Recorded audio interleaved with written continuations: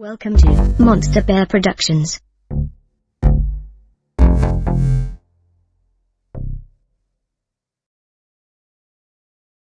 Two, one.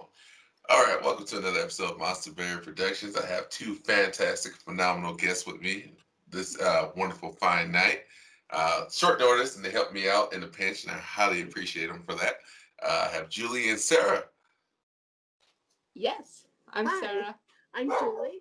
All right. So if you hear dogs barking, this is an organic podcast, as you guys know. We do everything raw and real around here. So um, anyway, so how have you guys been during this whole entire, I guess, pandemic, epidemic, election cycle, everything that's going on? How's everybody been? Nothing's changed for us, really. So, we stay home usually just with my medical stuff or appointments. Um, so generally, I don't know. This is normal for us. Nothing has changed because every day we don't know how it's going to be. And so with her medical stuff, it's mostly doctor's appointments. We don't really go out and do a whole lot. Right. I hear you. I can concur with you. Not really has changed with me since the fact I live in the village. We don't really we don't really have a whole lot of stuff here. Um, we can go hiking. They shut down some of our federally owned places we can't go to. But other than that, nothing really has changes. But like here as well. Go hiking, go walking around the town, go for drives. So I guess depends how strict you are upon yourself, staying away from people. Right. So yeah, but the world is certainly crazy. Yeah, it's pretty wild out there, huh? I don't know. It's not the same, that's for sure. Oh yeah, it definitely changed. Yeah. So I can't say we're really political people, but we have our certain beliefs and disbeliefs or agreements, disagreements. Between she and I, there's things we agree on, or there's things we don't agree upon. Right. So otherwise, we try to stay in tune to all of it, especially with the recent elections and all that weird stuff. So yeah. We're stuff like how? See. So we're more conservative. Okay. So yeah, we voted for Trump, and only because the people we know and the industries they're in and trying to support. Um, I say she's more conservative than I am. So it depends on the subject we're talking about, more than likely. Yeah, so. Well, when it comes to the masks, wearing a mask, I wear it because I want to protect other people and protect me, which doesn't always happen in that sense. But I don't 100% agree in wearing a mask all the time. So I do struggle with that when it comes to what's going on now in the world, because when you have a mask on, you're actually depleting your immunity level, your immunity system. And so it's making it worse. Well, just a month ago, she had the coronavirus. Yeah, COVID? I did. What was the symptoms that you had? You're the first person I know that had COVID. Oh, wow. It was tested positive. I never got tested, but it was quite honestly the same. It was just like a natural, flu bug, or hers was a little different. Yes. So with how it happened, we had family members that came from Nebraska. Okay. And the husband wasn't feeling good. We did not know this. They kept saying it was because he has lung problems already. And so he was having a hard time. He started running a fever when my dad was with him. And when he came back to my parents' home, we were there. my dad got it from them, not knowing. I was with my dad several days later, and he's in the truck saying, I think I might have COVID. I'm not feeling good. Really? He started running fever that night. Well, not, I apologize, not that night, but that afternoon. Next day. Yeah, and next he's been running fevers a lot lately, so it's been really hard to know because he has some other stuff going on. But he was really sick, and then my mom was really sick. Um, my mom didn't get checked just like with Sarah, but my dad did. He tested positive. I had to go in because I was going to be having a procedure done, so I had to get tested. And sure enough, it was canceled because of that. But the symptoms that I had was I started having some just light ear pain and like almost like a sinus, and it was all like on one side, Right. just real faint. And I kind of feel just kind of like a light cold symptom was coming on. It's like I was fully awake, but yet I was tired. Just kind of Super odd feeling. exhausted. Never had a fever. I would get clammy, but other than that, was just kind of like a real mild cold. Sorry about that. That's Isaac. And so anyhow, I just mainly like a cold. It was very, very interesting. I just to get up and do dishes, I was like, I'm tired. I got to go lay down. So I slept more than I was awake. Super fatiguing, for sure. And that was about 2 weeks, and then the third week, I was starting to feel better, but I was still recovering. Mm-hmm. Okay. We took medicine. Tylenol, zinc, and vitamin C. Vitamin C and D3 is what they say to take. Mm-hmm. Because the zinc and the vitamin D3, as well as the the C, it builds up immunity. Tylenol helps with of course, if you have any fevers, aches and pains. So we did that, and then taking deep breaths. People that have this, they need to take deep breaths. That's one of the big things to keep the lungs open. So that's one thing when I tell people when we talk is that's the biggest part, because what kind of does it sets into your lungs. Okay. And so people that do have underlying conditions, that's one problem that they've been having. Okay. I heard that sometimes taking Tylenol made things worse, but for you it didn't. No. Because like I said, people were saying like you take Tylenol, it increased like the magnitude of the virus. People said, I don't know. Ibuprofen, they say to stay away from. Okay.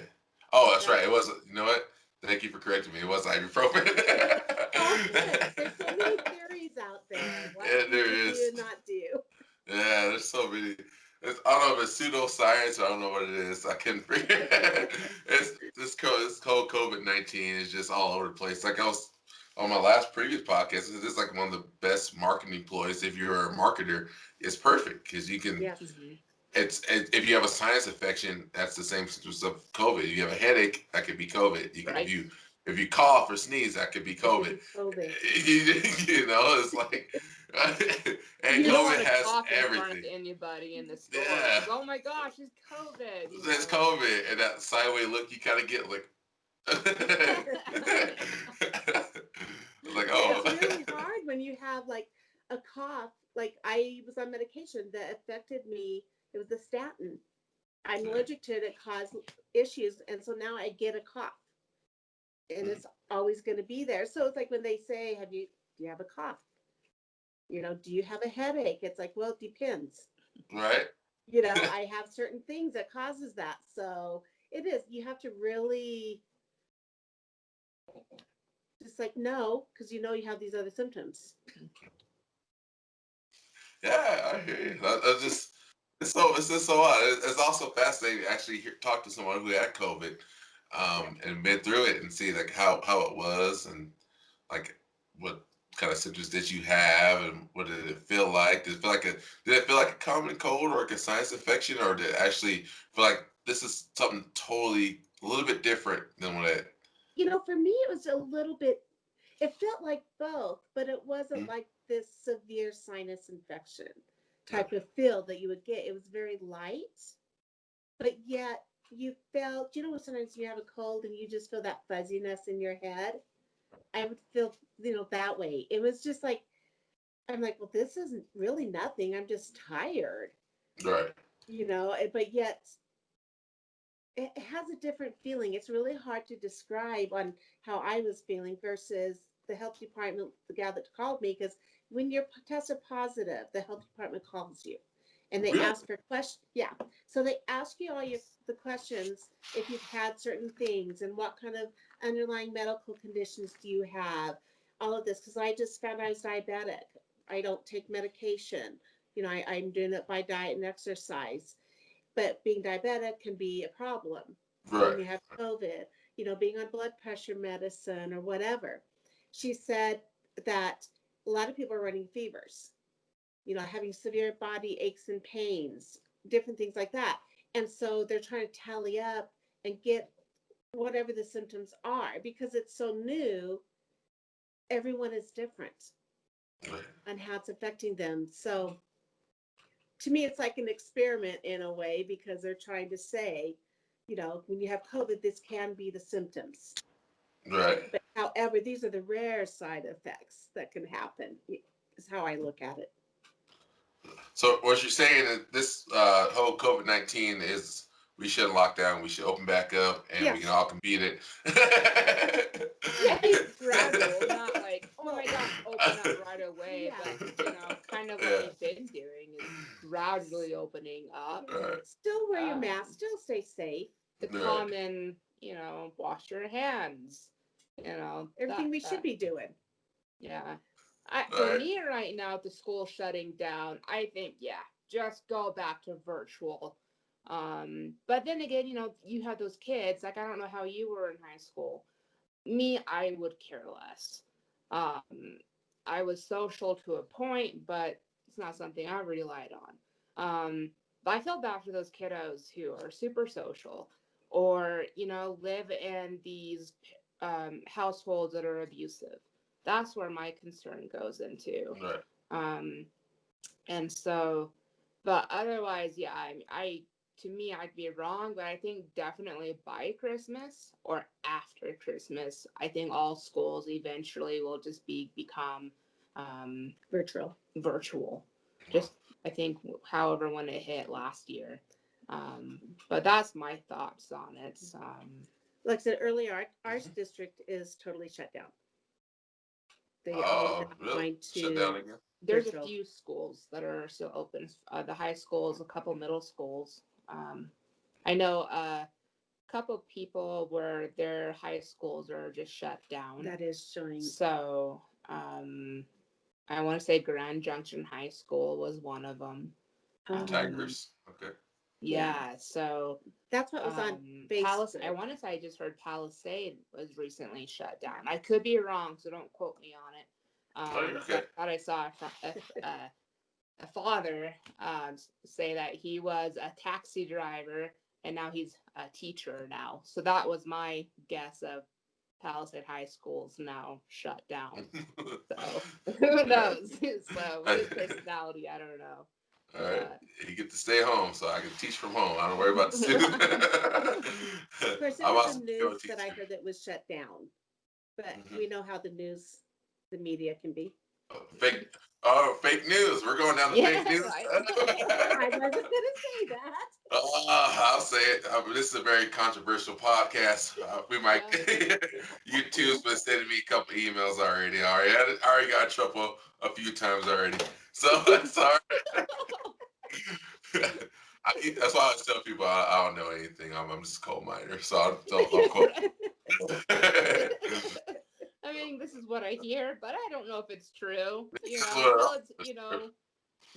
Somebody personally that's affected by it. That's when I'll believe it, type of thing. Yes.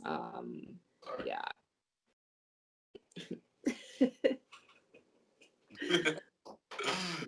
But that is pretty wild.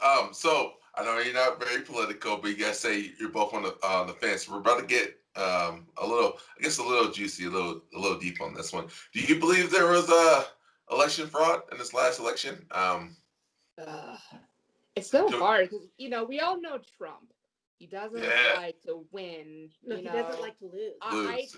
I believe, he does, like the narcissistic traits. He's not perfect. He's done many things that has, I don't know if I can cuss, but pissed me Go ahead. off personally. That's why I say I'm not totally conservative or completely Republican, even though I'm registered as a Republican. The whole fraud thing, it makes you wonder, because there was something that was on that said, how can California, all of their votes be totaled up, like within hours of elections closing, but these other much bigger cities, or actually, no, I apologize, smaller cities, have not, and that's part of the, recount. I could be wrong, so that's why I don't really like talking about politics. But like Georgia, They're fine. so it makes you wonder. And then the accusations about how deceased parents or aunts, uncles, etc., their ballots are randomly coming in. Those untruthful people are using those ballots and sending them in. But who says, the previous election, That it was didn't it happen. was it the same way? So Well- I think everybody, has those, did it not. But with Trump, I think in my heart that it's not going to be over with him. Oh. He's going to fight to the tooth and nail. It's definitely not over. You're right. Well, because it was before he even was elected, they were on him, and they didn't like him. Russian. And so I really think that he's going to fight tooth and nail, because his whole 4 years, they never stopped. Oh yeah, no. It never stopped, but he still persevered. So I had a feeling that this all would happen. And, whoever wins, if it is Biden, we pray for him and our country. There's all we nothing can else to do. do. We got to get up and go back to work. By pray, do you mean mentally or physically or? Yes, already. Hope. Oh. Yeah, I mean, Well, as in, mentally, physically, spiritually. Absolutely. I mean, Well, I think spiritually he's gone by now. I'm Yes. sorry. I'm just saying spiritually, personally. yes. He's I gone. agree. Person who can write a horrible policy such as the 93 crime bill. You're spiritually, you're gone. Your empathy meter, you're caring for somebody else is totally gone. So spiritually, I think he's gone, because he even have a thing that says shirts that say I believe science over. Yeah. Yeah, so yeah. And we're so, not that way. Yeah, We don't believe in Yeah. science. She can explain better than me on that Well, part. But like- Science is not always true. I mean, they've been trying to prove so many things. It's like the biggest thing. Is there really a God? You can't see him, well, but if you don't know who the Lord is, the Holy Spirit, it's like, I know he's there. I have so many testimonies to know that he is there. But when you believe science, science does medicine. Medicine makes mistakes. It causes people to get worse. Have anaphylactic shock. It's not perfect. Yeah, I can concur with that. Like, my biggest thing with people who are hardcore beliefs, I guess in the Big Bang Theory or some kind of thing like that, is that to me would be harder to believe than actual a creator. Like Yeah. even if you say the creator was like how to say it, adnipotent, like if you say the creator was like didn't exist. So there are people, usually people bring up like the Big Bang Theory, for example, with RP to Stephen Hawkins. yeah. The Big Theory of Bang Theory, yeah, it just doesn't make any sense, because they say, because when you learn science, there has to be something. You have to be something to create another thing. As in, like, for example, me snapping right now. I'm here. I'm something. Mm-hmm. And I created a force or energy, a how you say, like a transfer of power to create that snap, right? Yeah. So, for example, if you believe in Big Bang Theory, I don't exist. So when I create that snap, if that snap created a universe, a smaller universe, molecular atom of a universe, inside this cosmos of universe that we're living in, it doesn't really add up because I'm something. And Big Bang Theory relies on there being absolutely nothing in the universe deciding that I'm going to create a coexistent atmosphere that creates with humans, um, animal species, plant life, rocks. Also, at that, I'm going to create Mm-hmm. all this stuff like there. I'm going to create all this stuff from nothing because I'm bored. All right, if that's the case, then if you believe in the Big Bang Theory, then the universe is something. Then who put that something there? There had to be a creator. So it's like, so Exactly. that is always my thing. I always have this argue with people. Is like, well, the universe just decided to make it happen. Well, okay, the universe just decided to make that happen, but who put the universe here? So Yes. even if you even if you like have a conversation with someone who's a hardcore, I guess, atheist, Mm-hmm. um, don't believe in a creator, or some kind of cosmos of existence, um, of actuality, they always go back to like it came out of the blue. Like, okay, if it came out of the blue, who put the blue there? Yes. Yeah. So And so and even that's what's it's so yeah, hard because you if they can't see it, just like the creator, if they can't see the creator, then there's it's not there. yeah, If you can't see something, then how do you believe it? exactly. Uh, Until and I can see why there's so many controversies, people having yeah. so many different beliefs until I don't know, something all of a sudden happens. It's just like I don't remember what book it was, but the little boy who died and Heaven is experienced real. heaven is real.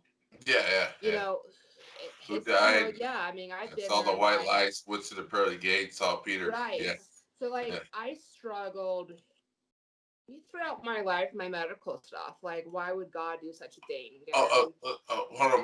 Before we get to yeah. there, can I ask you about your medical stuff? What is your medical stuff? So If you I don't mind have asking. a invisible illness called Danlos Syndrome. It's a connective tissue disorder. So it can cause my joints to sublux, dislocate. Um, I've had, for example, I used to be a vet tech for 4 years, almost 4 years. Um, and my L4, L5, L5S1 just it herniated so severely you think there would be a story from it. And that was somewhat the beginning. Um, so yeah, so it's a connective tissue disorder. So how I explain it is your collagen is the glue to our body. If you get full bottle of Elmer's glue Hmm. and pour it in a container with that empty bottle of Elmer's glue, fill it with water. With that bottle, put that water into the container with that glue. Stir that container up, and basically that becomes your collagen. It becomes super stretchy, very elastic. So that's what kind of is a um, I don't know, how would you say it, but it just causes more injuries. Mm. Um, and so, yes, when you go to the doctor, something's wrong. How did you do something? I don't know. There's no story to it really. Um, so I don't know if that was kind of helpful. But that's the main one. Other than that, the other one's called dysautonomia. And that's your sympathetic and parasympathetic system. So I require salt. I have a port that's actually in my chest that's actually typically used, for patients that have cancer. So that was put in like back in 2018. So I get fluids every day or when I require them. I become more dehydrated than the average person. Basically, I deplete fluid super fast, or salt. Like my heart doctor, he's like, you can have all the salt in the world. Or even my regular doctor will say that. Really? That's how much my body requires. There's no limit of salt intake for her. Yeah. So versus, a normal person, salt can affect you hugely. Yeah, the sodium intake, yeah. Yeah. Mhm. So with me, it doesn't. And so yeah, that'd be the main two stuff that I would consider. A little bit of what she was just talking about with the salt intake. So for her, her heart would race all the time. Yes. I mean, she could have it up to 140, 150 and not even realize it. So it's like if you're running for, a marathon, you've got to get that built up, get your heart rate built up to that level. Her heart does that all the time. That was the norm. That was the norm. So it was The always norm running a marathon Pretty 24/7, much. 7 days a all week. the time. Yeah. That So, didn't incur any kind of like cardiac arrest or no, that I no. know there's it just like EDS, it affects everybody differently. So, and there's also different types. Like the main one I have is hypermobility.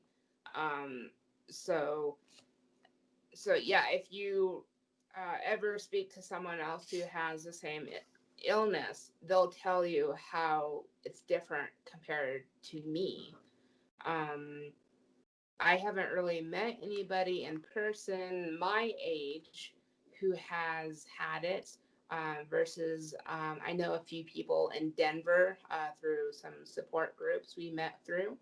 Um, and all of their stories are either kind of a similar or a lot of times just differently. But then again, they're 20 to 30 years older than me, so it's kind of hard. But compared to um, their age, um, yeah, it's just different. So as in the cardiac arrest, the doctors have been concerned, being that she's getting closer to 30. So when you get closer to 30, it's putting more strain on your heart because you are getting older. So we were able to find a doctor in Utah. Our family doctor did. She is amazing searching and getting her to the right places. And so he's now has her on medication that has brought her heart rate down, and then has her another one, and I couldn't even tell you the names of them. It's for me, it's still it's just a lot. yeah. But he has done amazing with her because it has come down. It's something she may always have to take. We don't know. We're hopeful it won't. Yeah. We're hoping it'll reverse it. Yeah. But who knows? But it also affects not just her heart, so the parasympathetic and the sympathetic system. Blood pressure. Yeah, affects the blood pressure. So what those two things do, it affects your whole body. Your whole body is affected. So it's always in a fight or flight mode. And so if you think about, running after a grizzly bear, when you say grizzly bear, what are you going to do? I'm gonna hug it. I'm gonna fight it. I'm sure. Yeah. I'm So gonna that's lose. like I'm what gonna her lose. body does. Yeah. So basically, I forgot about that term, but She used to have a lot of fainting spells until we found out what was going on. She'd get really pale. All of a sudden, she would just faint. that was fun. Not really. That was fun fading out. You feel like Sleeping Beauty? Just. Sarcasm. Yeah, I It's know. never fun to pass out. But with Ehlers-Danlos, also just a kind of another part with it is there's also ones that affect people with their heart. Mm-hmm. Those people, the vascular, they every day they wake up, It's a but blessing they're alive. because you don't know when it's gonna rupture. There's nothing they can do. So that one is a really hard, rough one. And I'm so thankful she does not have it. I feel very blessed as a mom, but I feel so bad for those other parents who have it or their children have it. Right. Also, Ehlers-Danlos is not from the father's side. It's all from the mother's side. Very rarely Oh. it can be from the Very father's rare. side. I did not know. There's little things I look back and extremely mild. What will be the cause of that? Like, what will be the main issue? The cause of from the mother's side is just from being within the womb, or just It's genetic? with the genetics. Genetics. So, like when I got diagnosed, it wasn't through blood work. It was something called the Beighton score. So, I don't know if the camera show, but like putting your finger down and just pressing it, your thumb shouldn't touch naturally, I guess, to your wrist. Yeah. Okay. If we were in Go person, ahead. it's so much easier to show stuff. Backwards hand prayer, being able to go back and touch your hands. I can do Instead that. of like that, just going backwards. I used to be able to do that. Going down, not bending your knees, and touching the palm of your hands to the floor, not bending your knees. Oh, to the floor. Okay. Yeah, I haven't tried that. Okay. I haven't tried that. I will try that. I don't Maybe recommend later it. tonight. I'm gonna try it. I'm gonna try it. I'm curious now. I want to try it now. I have a stomach in the way. I can't do it anymore. I got a little bit of stomach myself, so I'm just gonna try it though.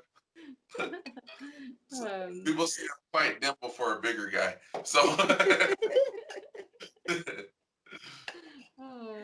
So yeah, with EDS, it comes with a bunch of comorbidities that I don't think I could even properly say. So I'm not even going to try to attempt, nor do I have much knowledge on it. You can try if you want to. It's quite all right. I'm quite sure.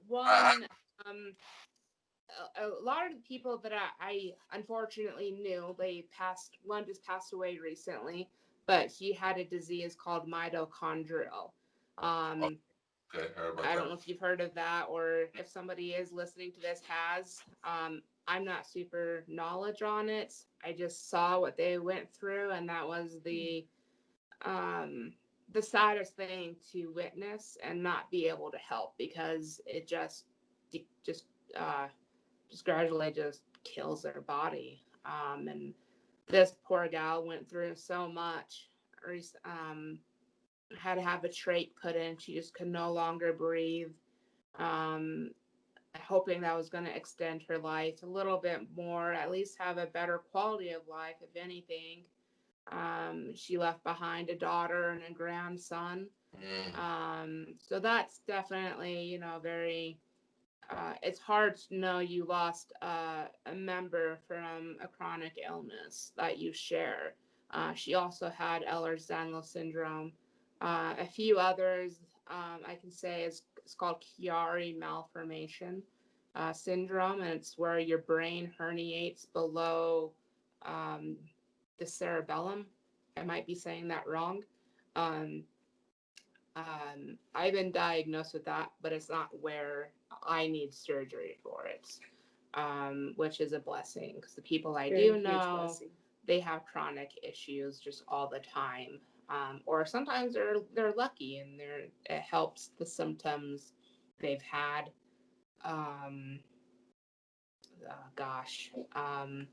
There's one called gastroparesis. I have it, but it's a little differently. But basically, it's stomach paralyzation.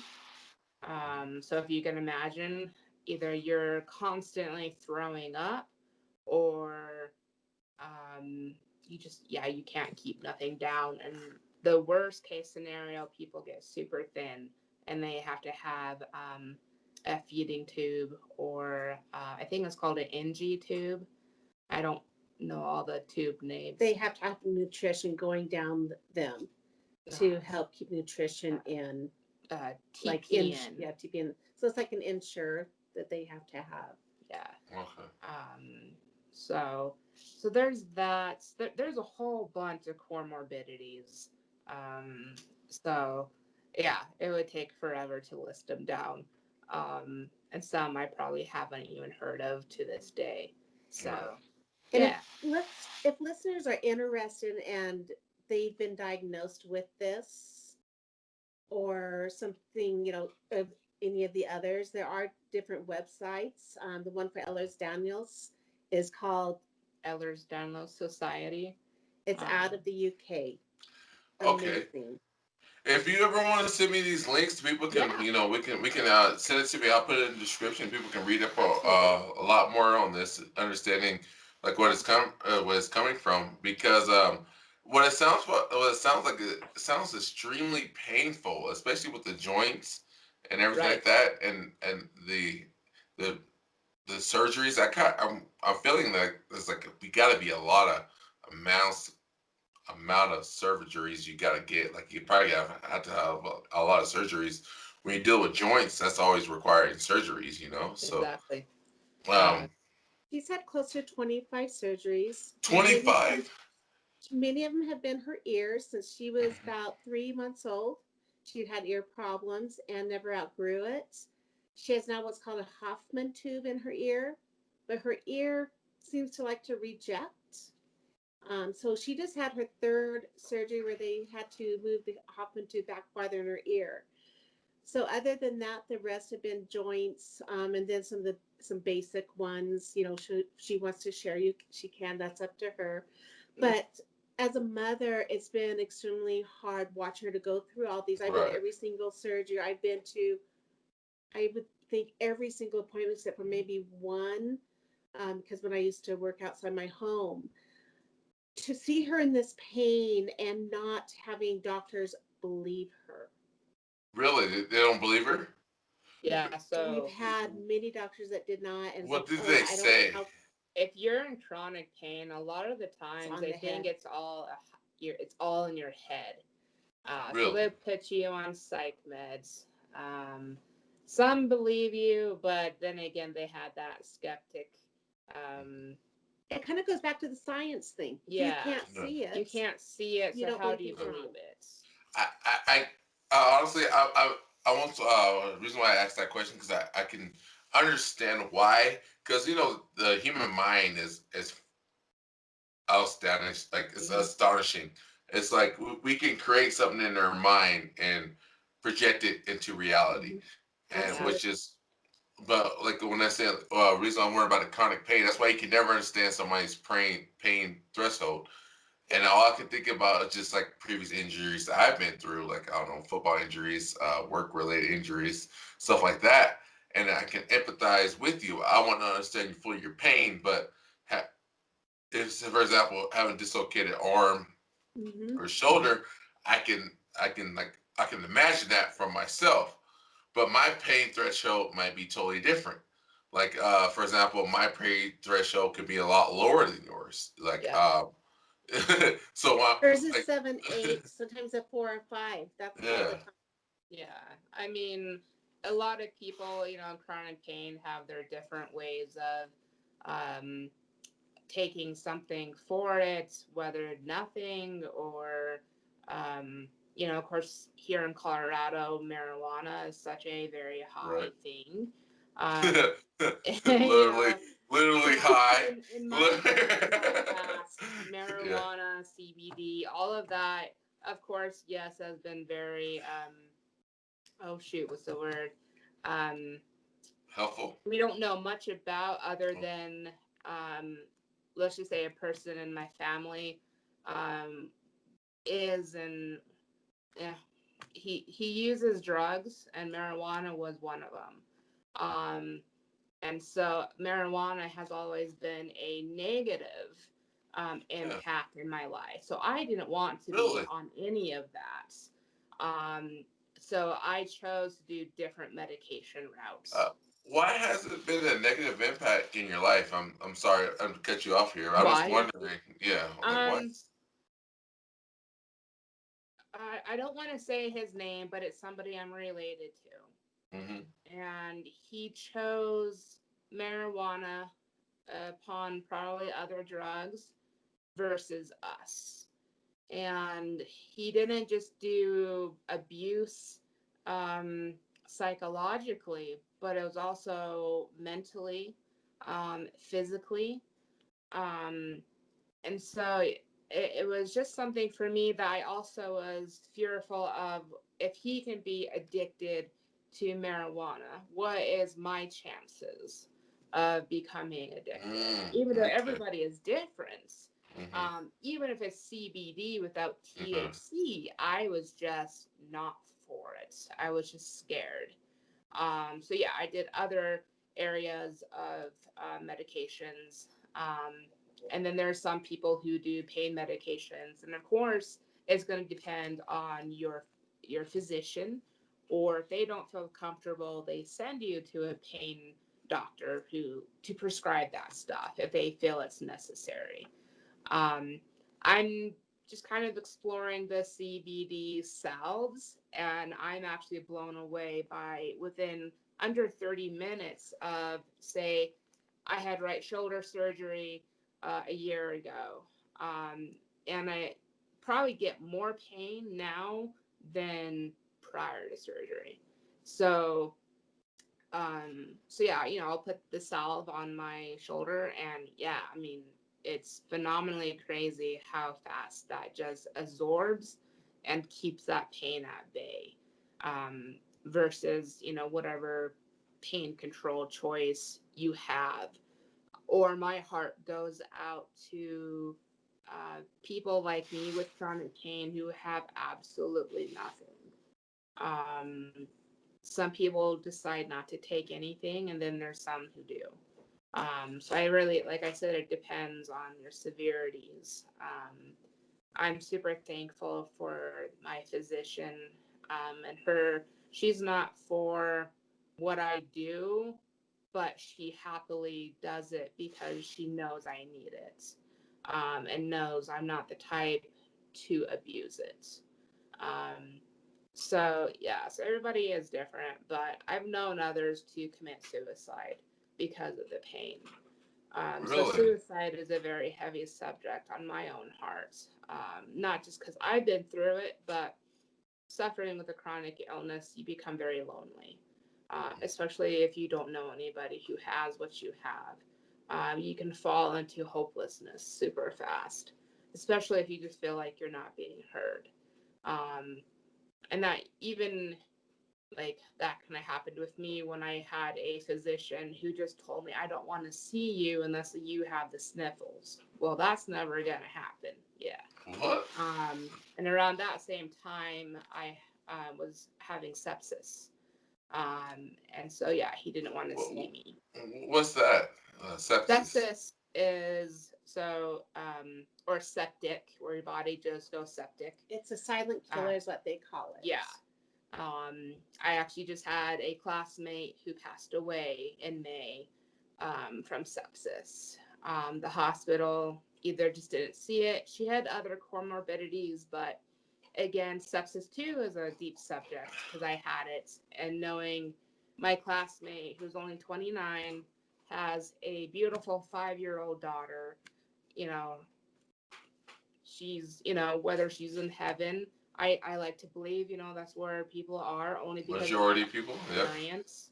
Yeah. So like backing up to earlier when I mentioned about, having a chronic illness or invisible illness, if you don't see it, you believe it. Right. So like same thing with heaven. Um, for me, I think there's some Christians or people out there who believe in something and they want to believe in heaven. We want to believe we go somewhere. Um, even I guess if it's hell. Um, for me, back in 2013, I had a second back surgery because my L4, L5 broke in half. And I fell majorly sick not long after surgery. What's the L3 L5? What's that? So I apologize. The L4, L5 disc and Mm-hmm. your lumbar spine. Well, what's that entail? What is that exactly? Uh, let's see. So you have your back. So your cervical spine, and then from there is your thoracic spine. So and then your lumbar spine, and then I think your sacral area. So you'll hear of sorry, like S1 and S2. I think I don't know if that made sense. It's your back. It's just part of your back. Like It's the area that your back is cushioned. Oh, is it like part of Yeah. the disc? Like, Yeah. so it says like part of the Yeah. disc. Okay. So like you should have like, to me I say like a peanut butter jelly sandwich. So you got your jelly, and that's like the bread is your disc, and then you have the jelly that's like where it's like if you have a healthy back, it should be strong and but once like that jelly kind of like It starts oozing out. yeah, like basically Right. collapses. Like if you took a major fall, I guess depending on the area, naturally sometimes depending on the fall, so if you fell majorly on your butt, um, so like for me, an instance, I fell, um, tripped backwards and landed right on my butt, super hard on sandstone.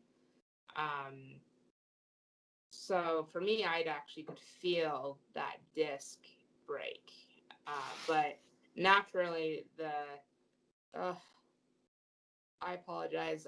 You're okay. Keep I going. can't think of the name. Um, the squishy part. Goodness gracious. Um, it basically just permeates through and it touches your spinal cord. Okay. And so anything that touches your spinal cord, depending on the severity, either can totally make you, probably, paraplegic, quadriplegic. Um, it just depends. I'm not the best at explaining it. With No, you're her, okay. You're doing excellent. You're doing excellent. so Um, with her, the doctor did not expect her to walk. by that That's Right. how bad it second. was. If you don't Really. mind, can we go back? You'd asked, just because it's a really passion of mine, is about the sepsis. I know it's something you don't hear about a lot. You hear it's kind of like Ehlers-Danlos. It's rare, but people can die from it. And with my daughter, she was in the ER 3 different times, 3 different times in a week. So when you have a rare condition like Ehlers-Danlos and dysautonomia, it can affect how your body reacts, how it changes things. So when she went in, they didn't see the warning signs because she always has a high heart rate. She always has where her blood pressure can be either real high or real low, depending, if she's laying down, sitting, standing or whatever. So they didn't see the symptoms. She had rigors, not chills. She had rigors to the point her bones hurt. Let's just say I don't What? remember this stuff, and this is why she's saying it. Right. How severe it was. So when it comes down to wiggers, what's that entail? Like, what does that mean? So think of the body chills, but Hmm. to the point you are shaking so bad where your bones feel like they're breaking. So that's what it's called, because you wiggle, right? You're just shaking, kind of Right. like, I want to say not like Parkinson's. I never want to compare anything to Parkinson's, but how you're just nonstop shaking, but the pain, how I don't know if you've experienced pain where your teeth are chattering. Right. Like when you're So, Almost. running that Yeah. 200 temperature and you just can't control.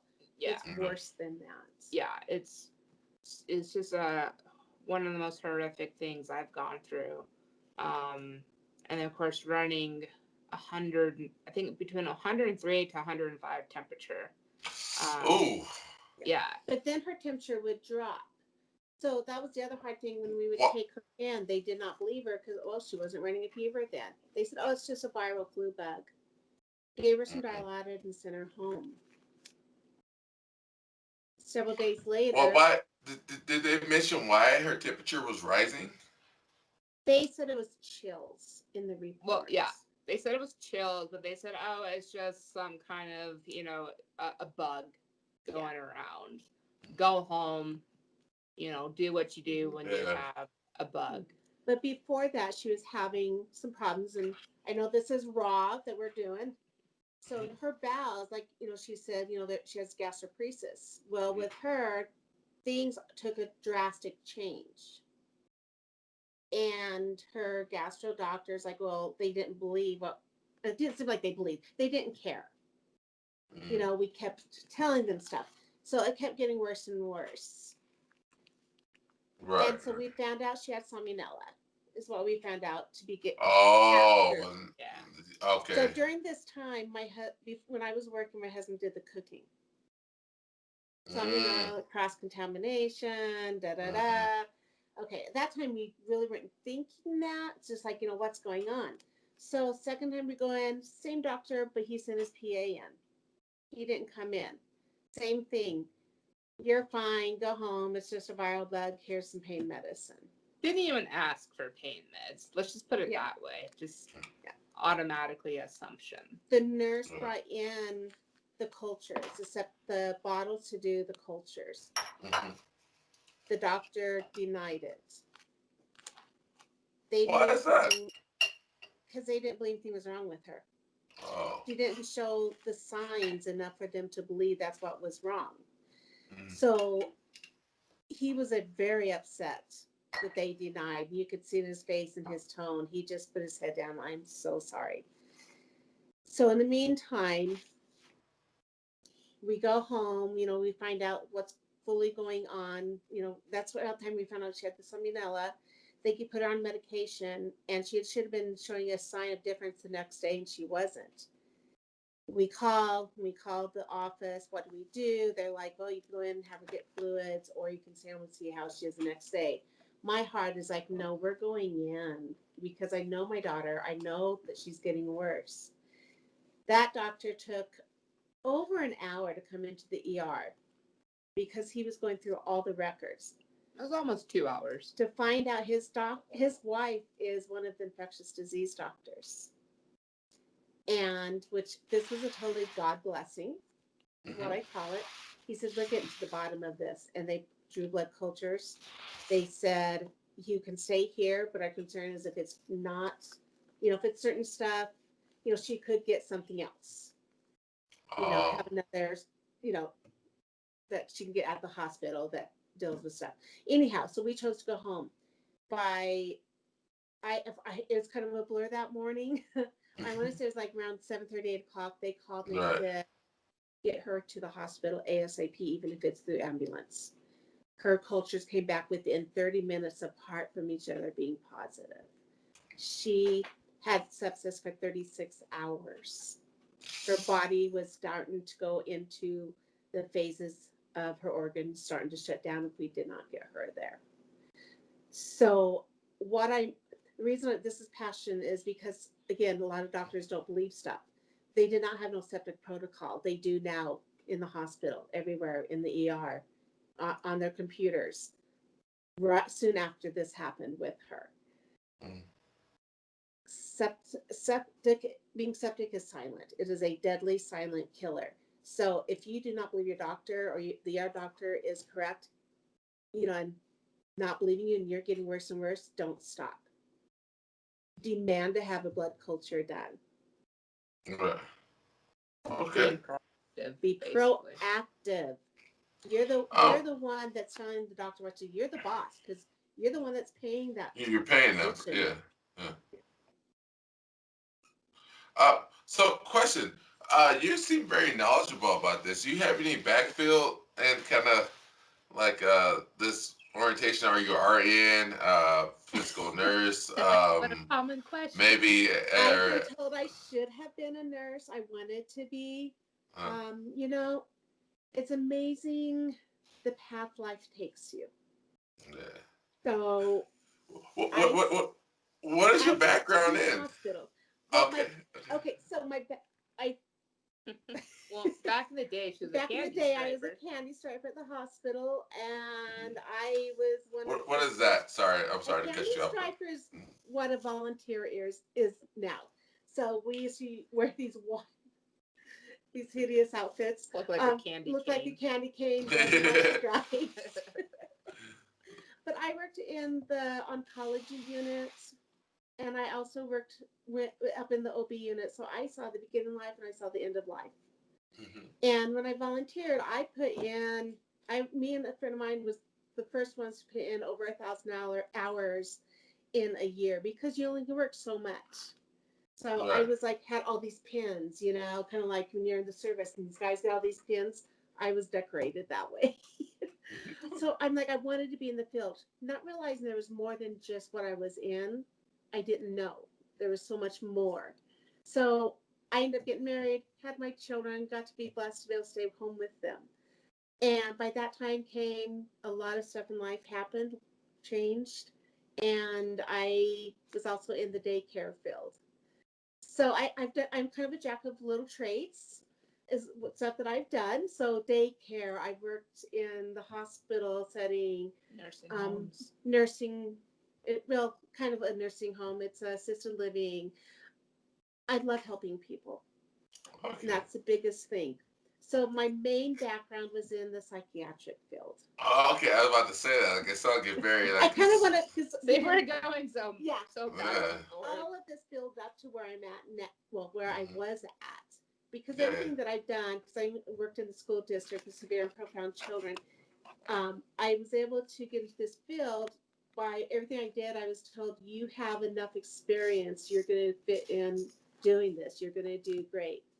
I loved it. I knew nothing other than about depression, because I fight depression. Alcoholism. My father was an alcoholic. My grandfather was an alcoholic. And so I knew about that. I was never for the alcohol part because it's a choice like everything else.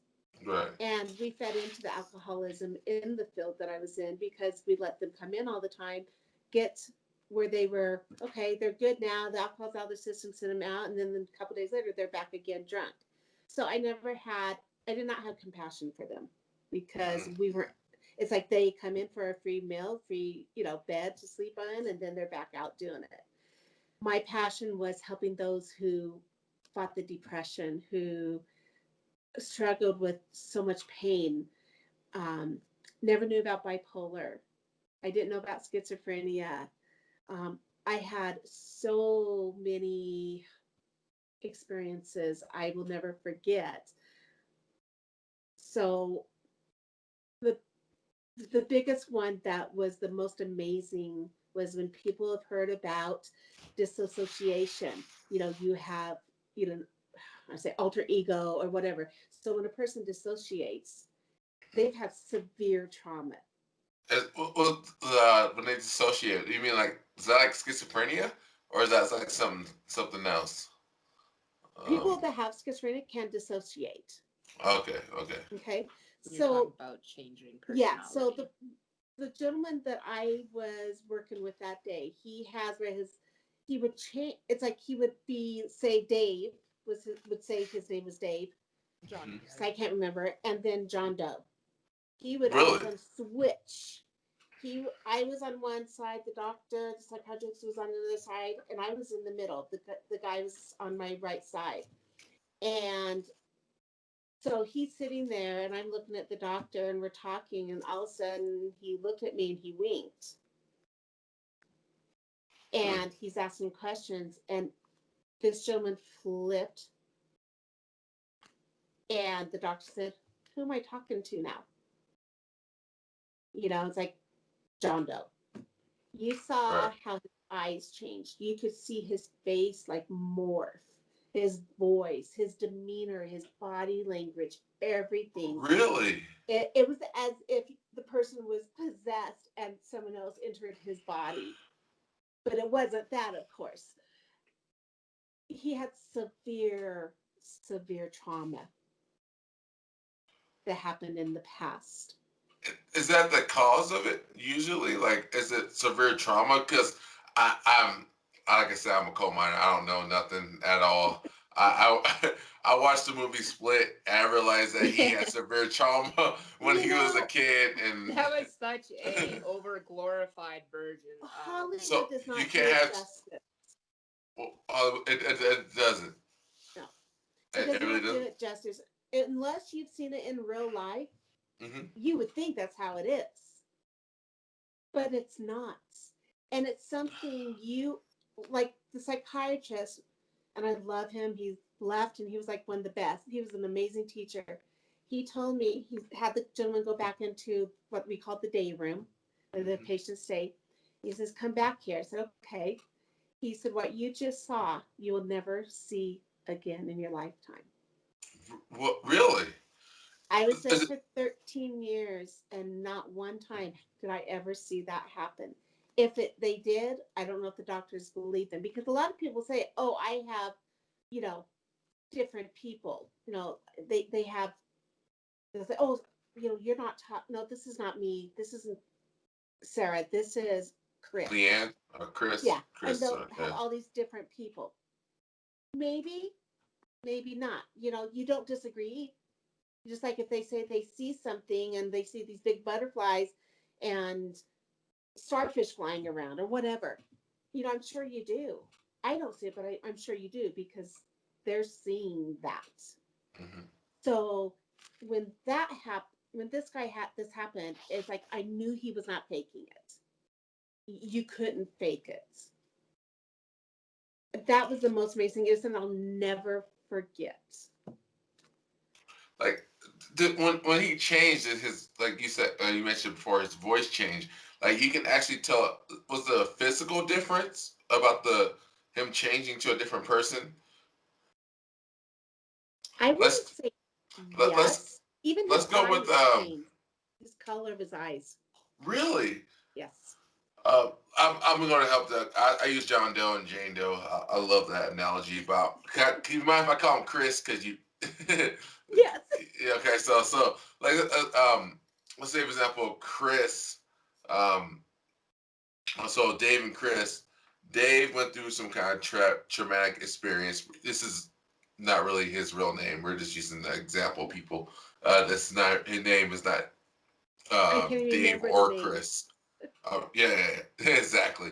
So for example, Chris, for example, his eyes actually physically changed and his personality changed, and he grew different kind of mannerisms when he spoke to everybody else. Yes. Is that Chris right now barking? No, I'm just joking. A little Frenchie wants to talk. But Hey. yes, like how he was sitting, all of a sudden just changed. Mhm. You know, like if he was smiling to begin with, all of a sudden it just like switched. It was, gosh, it's so hard to really explain. When you saw it, it's like, wow, no way. I've heard of this, Yeah. and I'm actually seeing this happen right before my eyes.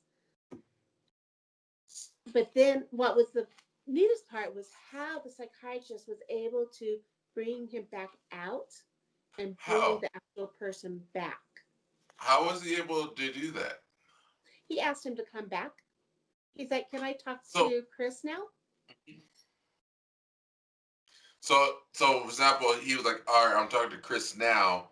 I want to talk to Dave. So Dave come back and he's able to do that.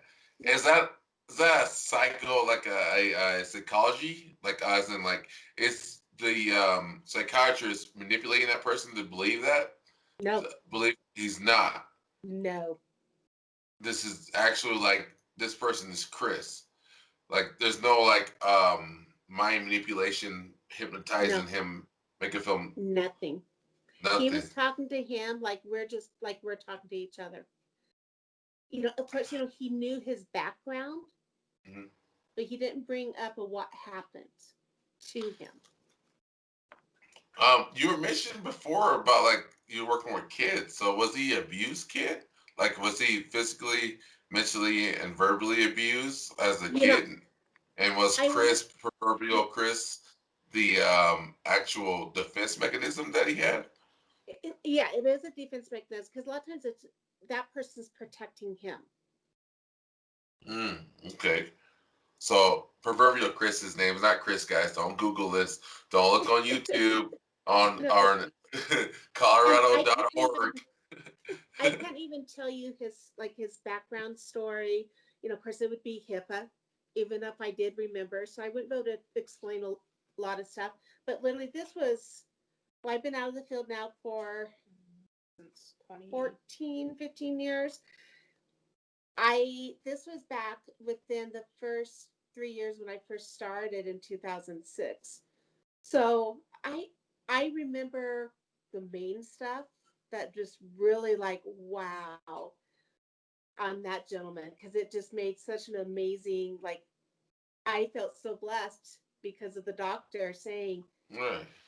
you know, so the same doctor had me get set up and be working with another patient not long after that who had one of the worst abuse cases where she lived as a child, the worst. And again, I can't Also, tell you it, where um, or uh, can anything. you, can you disclose like abuse cases as in how? Not her name or where she lived, but Yeah, like what as happened to her? okay, so this lady is probably about 20 years older than me. Okay, Okay. so this is a long time ago. All right. Yeah. I won't That disclose her makes a age. lot of sense. Back before people start caring. Well, and this is before the Yeah. like it was taboo to say anything about what was going on in your family life. Right. Unlike it is now, and it still is. I mean, The it's much older still generation. so much older. Yes, and so anyhow, well, when she was young, she was abused, and there was like a basement, some room that she was made to go down into. I don't want to discuss what happened, but Was the if you've sexual ever abuse? anything and everything that could happen happened. Oh no. So it was without disclosing her name, like what was it what kind of Incest, abuse was it? It's like physical, mental, emotional, all that sexual. molestation, and Mm, incest, mm, and a okay. child Mm. for the incest. How old was she, if you don't mind me asking? You know, I don't know how old she was when that happened. I Mm. know it was, of course, before she was out of school that everything happened. I don't know how old she was before they got her out. But what she would do, and this is another type of thing where people all of a sudden change and they go back to, something different, just like that gentleman I just told you about. So with this young lady, well, at the time young, back when this happened, at her age now, like if I was working there and I saw her and it happened, she would go back to that age of 5. Mm.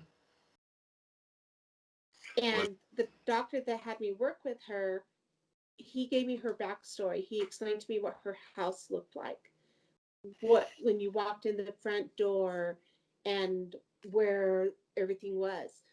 And so when this lady would go back to that age, ignoring she's, the age she is now, she would go back to that childlike behavior. right. And you could see her also switch. Again, her face. She went from that adult face to, you could just see that child in Mm. her, even how she spoke. And I would ask her, where are you at? It's really hard. Where are you at? I'm And sorry. she would, no, Yeah. no, no. It's Uh, okay.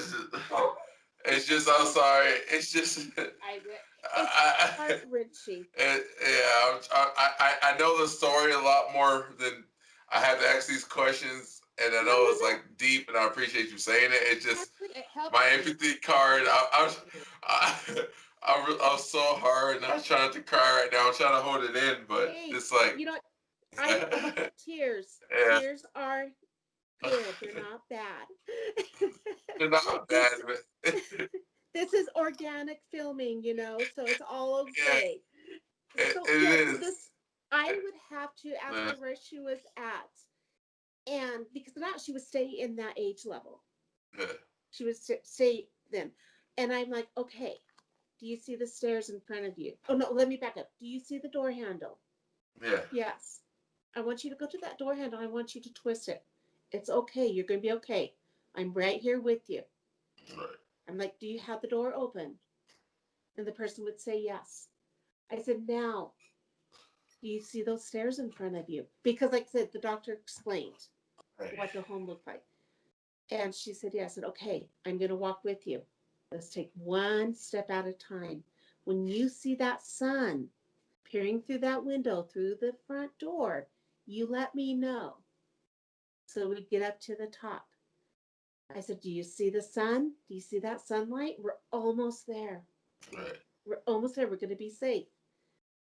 And she said, yes. I said, okay, now I want you to reach that door handle. And I want you to open that door. And I Right. want you to step outside where it's safe. And as I would do that, you could see her feeling like, okay, she's almost there. She's almost there. She's going to make it. And I said, now, what I want you to do, I said, I want you to come back to right now. At the age you are now, you're safe. You're okay. And she'd be back to her normal self. Like, It was hard. I, I understand. I'm quite sure. Like this thing, like you've been through it physically. Like you've been with that person. But listen to it. Listen to it. Like I said, I have like a huge amount of empathy. Like I told in my previous podcast, and like I can like picture that person who's been through someone that gave birth through to them, and someone who helped create them here, and they're going through this experience as like this person is hurting me now. How can I trust the world? Yes. So they had to create some kind of psychological defense Absolutely. mechanism to to fight against that, which I can get, and it hurts me because it's like I don't get not her fault because she did nothing wrong. Like she was No. a kid. Like like prime example, you as a mother, you helping your daughter right here, Sarah, right Yeah. now, much as you can. That's why you guys sound like you look alike. You guys, it's so amazing. It's fantastic. It's fantastic, But like, those people who just like who give birth and bring creation into life and don't appreciate the life that he created. I can't get those people. I'm trying my hardest.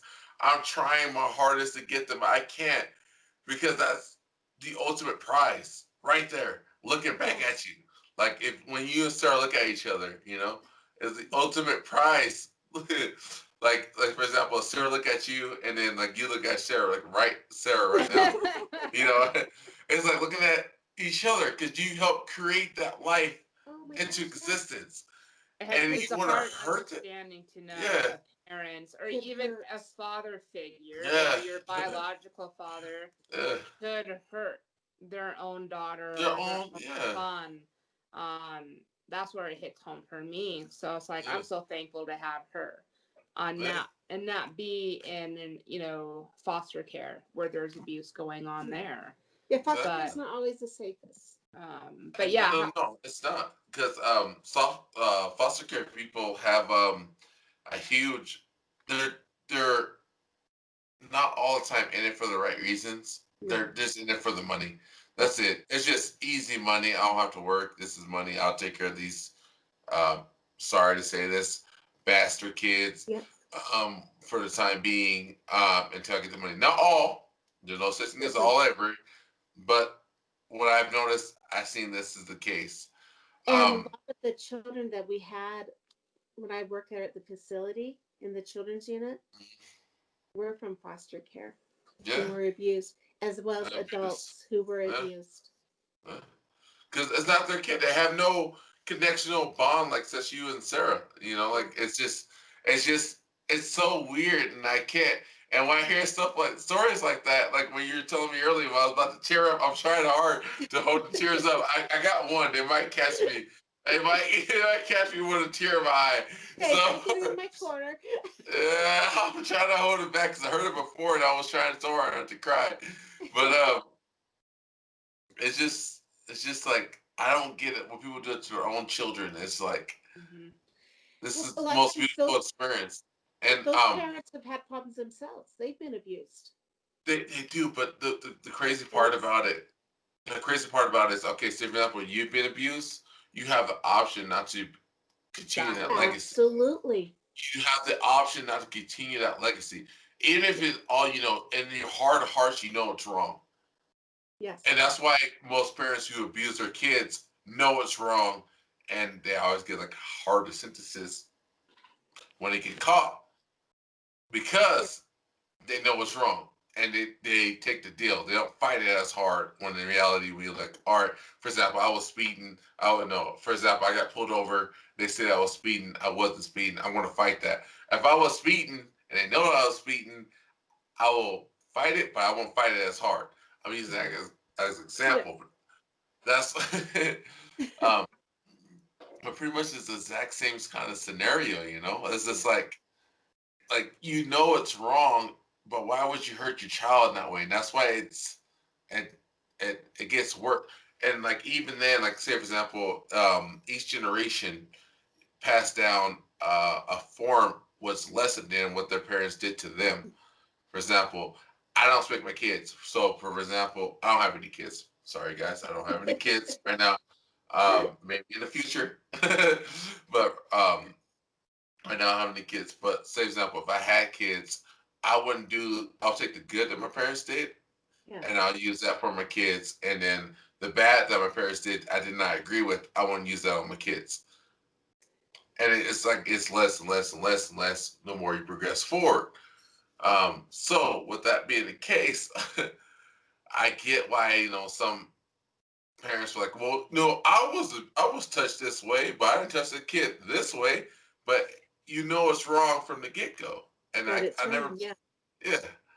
So It's kind like of like, why? like my dad was an alcoholic, and I always said, I'm not gonna do that. Yeah. I'm not gonna drink. And for the longest time, I wouldn't take a drink. I know, now it's like, okay, I can handle one glass of wine, maybe two, but I know getting drunk is not okay. Yeah. I saw it and I saw how it affected us. I mean, I love my dad. I didn't have the home life where a lot of people do when they have alcoholic parents that were abused. We were always taken care of. But I knew that I can't do that. I've got, and what we call it in our family, it's a curse. We have to break that generational Yeah. curse. And that's just like the abuse. And not saying, okay, people that have mental illnesses like the bipolar, some, can be hereditary, schizophrenia. You want to have children, just like Sarah, you want to have children, but what's going to happen? Do you choose to have a child? Do you not choose to have a child?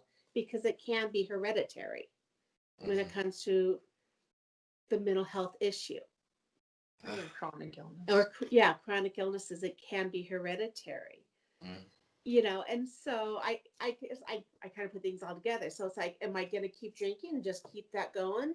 Or do I stop it at some point in my life so it doesn't continue? I felt like you and I, might I call you Jewel? People call me Jules. It's all good. Okay, I call you. So Jules. yeah, Jules. So a question for you: do you feel like as a mother, when you're talking earlier prior before, do you feel like the the reason why you have so much like resolve is there to be there for Sarah? Because do you feel like majority of her symptoms, that what's happening to her is your fault? Yeah, because You do. if I would have known that I had this condition in my family, genetic, because I was like flexible in certain ways, but I didn't have anything that said, oh, Warren, something's going on. But if I did, it was really bad. And I knew that if I had children, that they could be worse. I wouldn't have had children because the pain that I would go through. What condition do you mean exactly? Like, do you mean condition of?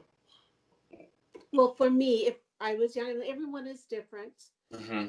but if I had what Sarah has that bad, and the pain that she goes through, everything that she has, knowing that it's genetic and it can be passed down, and that next child, knowing what we know now, could have it worse, if not to the point where a child can be taken away from you when they're born, which that happens with babies that have Ehlers-Danlos, because infants have symptoms as well.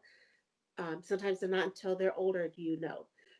I would not have had any children, because why would I want them to endure this severe pain and not really having to have that full life?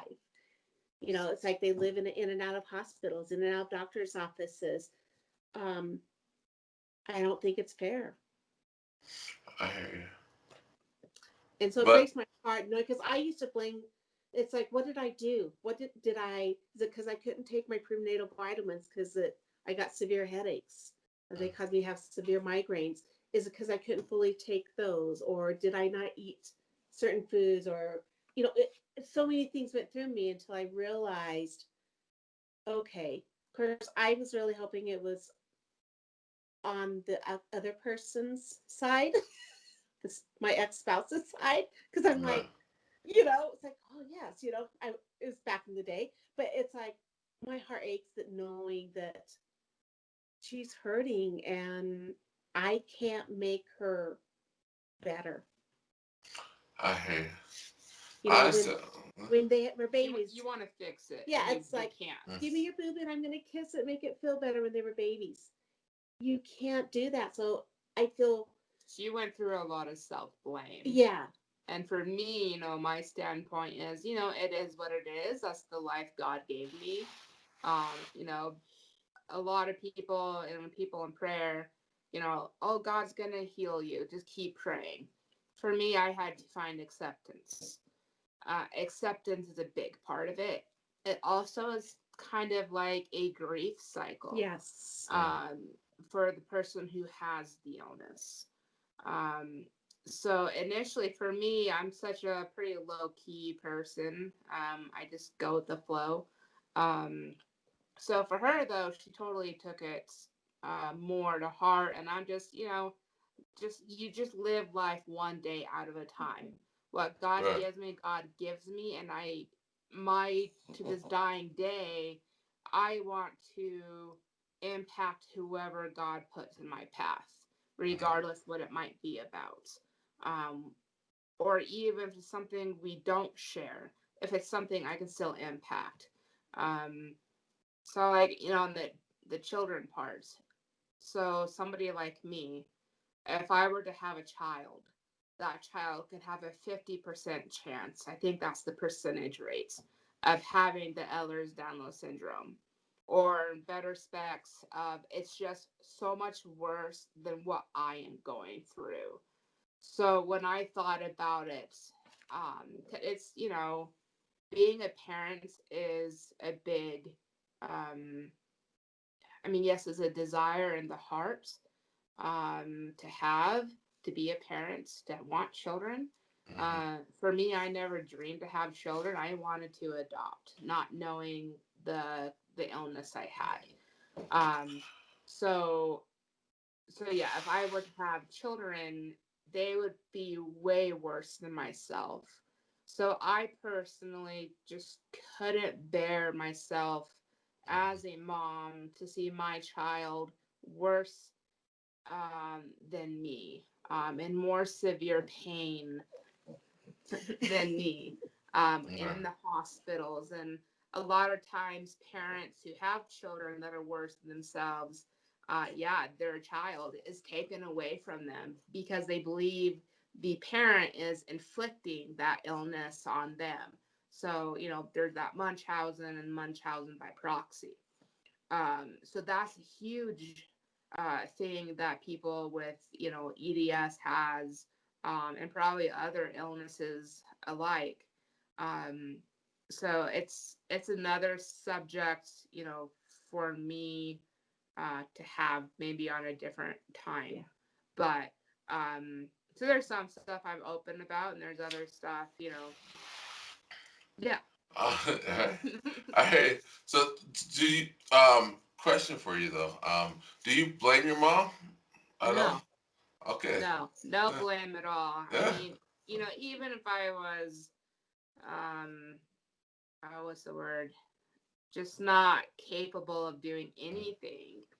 It wasn't her fault. She didn't know. And, back in the 90s, we Mhm. were just told I was hypermobile.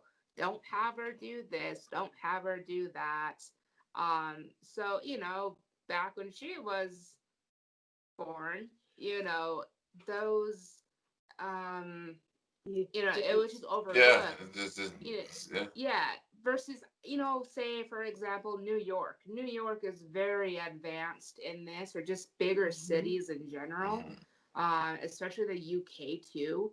Um, so, if I had, or if she had been born in that type of city, who knows? It's a possibility, but I also think too that it's the parent who needs to observe the child.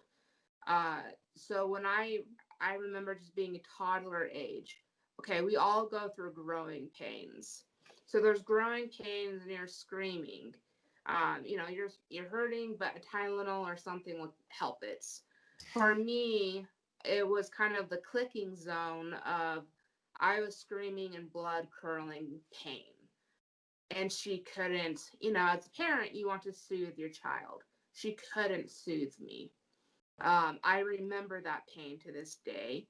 And that's where, I've just been in pain all my life, but I never said anything for multiple reasons. I just dealt with it. Um, so, yeah, so no, I don't blame her at all. I don't know how other people are with their parents. My take on it, knowing people my age who have children, both have EDS or just a more severe form, it's a pretty delicate subject. Everybody has a desire of their heart. Like I said, if you want children, by golly, you have a child. But I don't know. My heart goes out to the children, just because of the amount I've gone through. I don't know. I couldn't. And I'll be honest with you. I know we've had talks, getting to know, you know, how we've gotten to be talking. But So yeah. it's like, oh, I don't want to make a bomb. No, Um, you're good. I'm open book. I have nothing to hide. So. so it's something I've been judged on, um, because of a surgery I had to have done. But basically, I believe it was something the Lord was showing me through life, and that's why. So when I was just, oh gosh, probably 10, Mhm. 11 years old, I remember watching adoption stories and just wanting to be, somebody who maybe adopts a child one day. Um, so the surgery I had to have, I just believe that was the Lord preparing me for something that I can't bear a child in the womb. So All right. basically, I had to have a partial hysterectomy when I was 23 years old. That was hard for her. For me, I just already found a peace in my heart. Um, Um. What about your eggs? I still have like my ovaries. Mhm. So I yeah have everything. Um, So the reason why I mentioned this, I'm sorry. no, I you're know what good.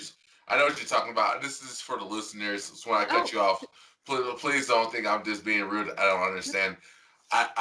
When you talk about hysterectomy, I know exactly what you entail.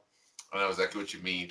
But the major key people, like as for example, me and myself as a male, will understand. Like, okay, so what do you mean scared bear kids? You just only had a hysterectomy. I had a hysterectomy before, even though like it's totally different from a male from a female. yeah. You know, people don't There's a understand. there's a full What? hysterectomy and a partial Yeah, hysterectomy. you're right. But like when guys hear, when dudes hear this, because I speak as a male, we'll be like, "Oh, wait a minute, that's nothing. I had one." but because we have big That doesn't egos. happen. Yeah. So, um, so when people, next question people will ask me like, all right, so what about her eggs? Can she freeze her eggs? Can she freeze her eggs? And then you can have a biological child with like, I don't know, what, surrogate mother? Surrogate. Yeah. Yeah. Yeah, gosh, I haven't even thought about that, being I've had a partial hysterectomy, if that's possible, being I still have my ovaries. Yeah. I would imagine, gosh, this day and age, who knows what's possible? Everything's possible. Yeah, right? So, hey, I want to say, if that's a possibility, that's amazing. And then, obviously it takes two, and you just both have to be, you know, those what could happens, and all those. Oh gosh, I can't think of. Um, Maybe I don't know what your things. What I'm thinking. yeah, I don't know. Knowing that a person has a genetic condition, Mhm. and say that could happen where her eggs could be harvested, and say the other person wants to have a child, so you guys have biological children, okay?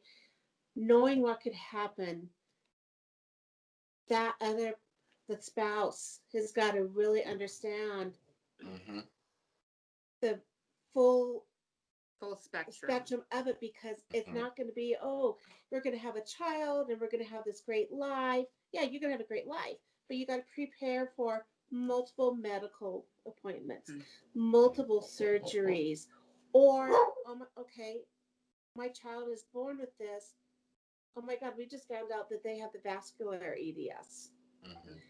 You relish that child's life every single day because they may not live past a certain age, or you're going to live in a hospital, which I feel like we have.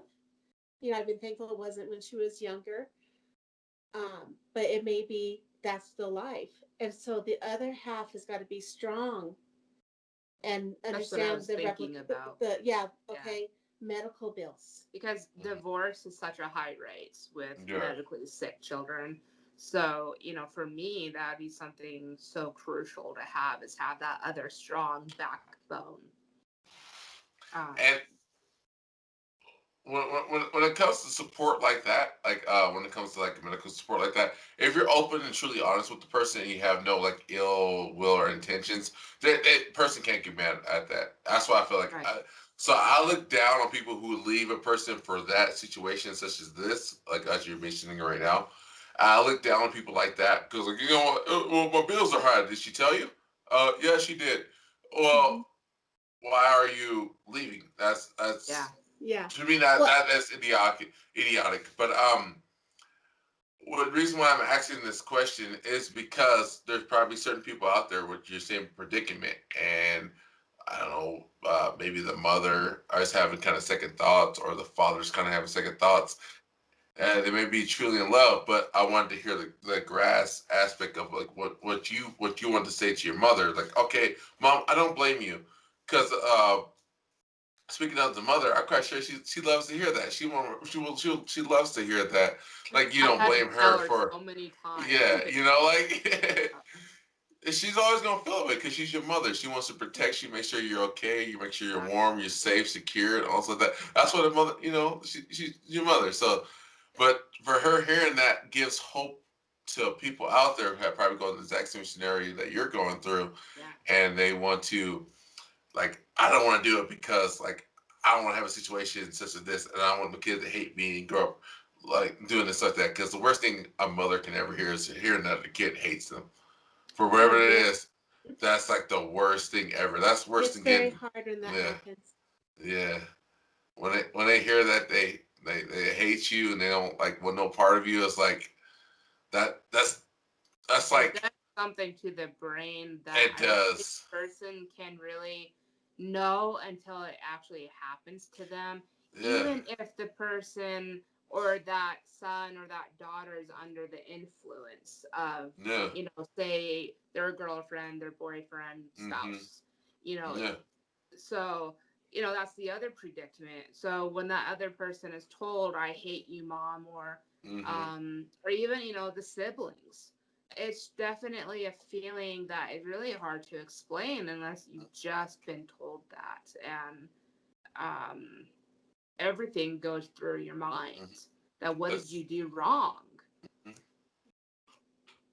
So now, one thing, if you don't mind, I'm going to do, if I can twist a little bit on this, because I was told I would never have a little girl. Really? So I look at life now, and my ex-father-in-law was a pastor, faith-believing pastor, taught on faith.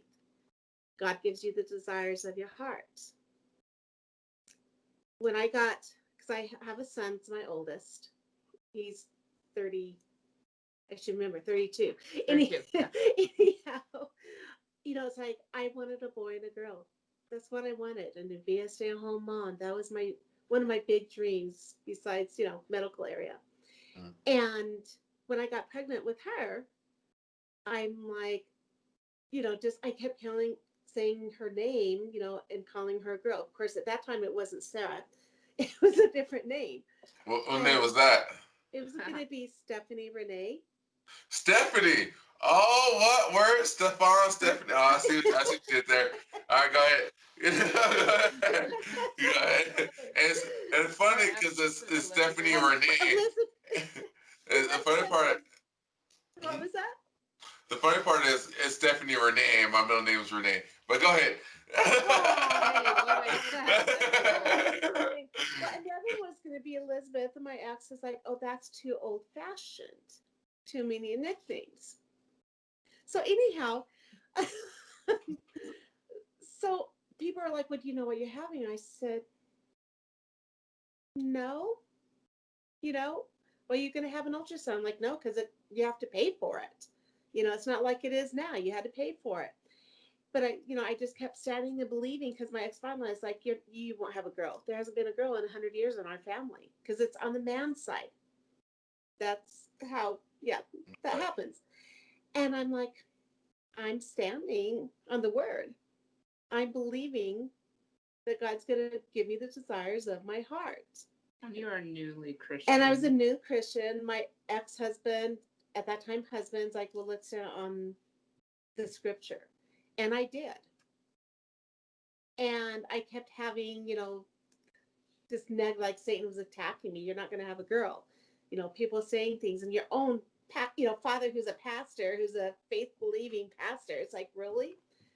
So before it was about 3 months, I had a dream. And for people out there who believe or don't believe, it's all good. Everybody has different ways. But for me, dreams is where I really see and listen. Okay? And hear. Right. So if anybody's had the experience, when the Lord comes in a dream, you only see his presence. You don't see him, but it's him. She was sitting on his left leg. And it looked like a throne. Okay? You could smell the essence of the cinnamon, and the smells. It was just like this, like, I don't want to leave. It was so peaceful. She was like around 2, 3. I'm sitting on his lap in the dream, and I'm like in awe, because it's like, this little girl looks like a tomboy. I remember thinking in my dream, looking at her, dark hair, and she is totally a tomboy, not a girly girl. And sorry, yours. guilty. And I knew from that moment I was 100% having a girl, because I had so much negative. God knew I needed to know. And I truly believe God gave her to me for a reason, knowing that I was going to be the mom to take care of her. Because it is hard. I'm not saying it's not easy. It's hard as a mom seeing this, financially not having the money to, take her to all the best places. I mean, I have skipped bills to take her to places she needs to be when we've had to travel. I'm in debt because I look to be in debt just so I can get her where she needs to be.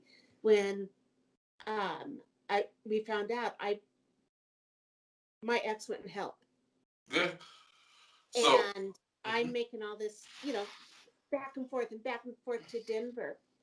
But, it's like I knew God had a reason for her to come to me and for us to have this relationship. It wasn't easy when she was little. We butted heads, very strong willed at the time. But there's a reason. If she wasn't strong willed and stubborn, mhm. I don't think she'd be alive right now. I wonder where she get that from. I Well, I wonder someone there whose name starts with a J. Where she gets that from? So I wonder. and the name Sarah, Mhm. we decided Sarah because in the Bible, Sarah was over 100 years old when she had her first child. Of course, at that time her name was Sarah. God changed. I can never even pronounce because that's Sariah. I want her name to be Sariah, but I can't even Right, pronounce that's it. a good name too. So we did Sarah. But Elizabeth was too old fashioned. But Sarah's one of the oldest names next to Eve in the Bible. But the crazy part is, Sarah comes from Sarai and from the get go, which is from Absolutely. Latin. So technically, her name is Sarai. You won. That's So, I like I love it. And so, I would have, but I had the influence of my ex-husband. yeah, And go, yeah. what about other people trying to pronounce it? And Well, that's his issue. No, I'm sorry, that's his. exactly. exactly. I And- have her, so Exactly. That's always so. Well, I feel is this. I feel like right now, when it comes to modern day, I'm not sure what happened before the late 1900s. I'm not exactly sure how men were now, back then. But nowadays, what I'm seeing is like just like women such as yourself is just like the resolve that you guys have is so astounding, and it's so weird. Like I hear all this hype. I'm not even. I guess I might be sexist and my own sex right now, but I hear all this hype about dudes, but they give up so quick. It's so weird. Guys just give up so quick, and I can never understand that. It's like this is your legacy that you're presenting to the world, and you're just gonna give up. This is you have the greatest capabilities in the world. Speaking as a guy, what I mean is by that, it's like with testosterone, even though you guys have the greater version of that, which is estrogen. From it's not always the best. it's not all the best. What I was saying, like we sometimes the lesser form is a little better. I'm speaking as guys wise. Um, we have all this stuff like that, but we give up so quick on a majority of stuff, which is weird. And I see women just like dominate this stuff. It's like when it come taking care of kids, they're like, boom, we're there. I'll get ready to work like 5, 1, 2, 3, 4, 8, 9, 20 jobs. I'm gonna do it. My kid's gonna be taken care of. I want to be there when it comes to the hospital. I'll figure out a way. Guys is like, you know what? I lost my job on Tuesday. I'm done. Game over, man. Like when I see women like, oh, I lost my job, but my kids need me, so I want to make something happen. I'm gonna make some kind of move. And that right there frustrate me the most. Like we talking about mankind all the time, like we're talking about, oh, Eve ate the apple. And all this good stuff like that. But at the end of the day, we're not doing anything. It's like we work, but we don't have that excuse anymore. Back in the day, probably made a good excuse, but we don't have that excuse anymore because women are working too. They're working the same jobs. We're sometimes working multiple kind of jobs, making stuff happen for their kids. So work ethic this day and age is gone. It is gone. Versus, like my grandfather, yeah. in the 1950s, they worked their butts off. They worked for what they now have. Yeah. And I think another thing, I mean, there's some, like in my age group, hers, is the work ethic that we were raised into. Like my grandparents had the greatest work ethic and taught us the work ethic that, you work for what you want. If you want a, say 19 or so, I don't know, this day and age, a 2019 Camaro. I don't know cars. Mommy and Daddy will buy it. I can see Yeah, it. mommy and daddy now will buy it for you. Versus, no, you go out there, go get a job, even if it's flipping burgers, work for what you get and take pride in that versus taking pride into something mommy and daddy paid for. Yeah. Earn it. Um, Yeah, earn it. that Go makes out, go sense. out there and earn it. Yeah. Yeah. Mhm. So I worked in the peach farm. We raised peaches. Yeah. I did manual labor. yeah. You know, my dad worked till he was 70 years old cutting hair. Yeah. You know, it's just people give up too soon. That's They yeah. laziness. Yeah. Yeah. Because, and the big thing is we can get free help. Why work when everything's handed to you? True. Hey, now go out there and earning it. Mhm. I don't blame. Okay. I know I'm hard on my guys. A lot of people might think this is like an ultimate women's show because I have like women back to back. But I'm hard on my guys because I know we're capable and doing a lot more Oh than yeah. than what we're portraying right now. Um, um, the reason why I say like you guys are like dominating us right now is this the fact that it's like when it comes to actual like raising a child or being there for a child, you're still sticking with it. You don't give up on the child. And the crazy part is we look down more harshly on females who give up on a child than the males. Like we don't like when it comes to like let's go modern day baby mama and baby daddy. Like you look harder on the baby mama than you look Yeah. harder on the Yeah. baby daddy if they give up on the child. And what's just so baffling to me is like, well, the baby daddy has more assets that he can give because he's taller, stronger, maybe be faster. Like But that and, doesn't mean anything though. and modern day, no, it doesn't. But if, for example, if you want to go like do like take his capabilities and portray that into some kind of manipulate that manipulate that to his existence of making things work, he has an easier time. Meanwhile, like you have the kids to take care of, you got stuff like that, you the nurturer kind of aspect of like life. Um, you guys do that atop of manipulating the situation, which is majority ran by males. Which is like extremely beautiful.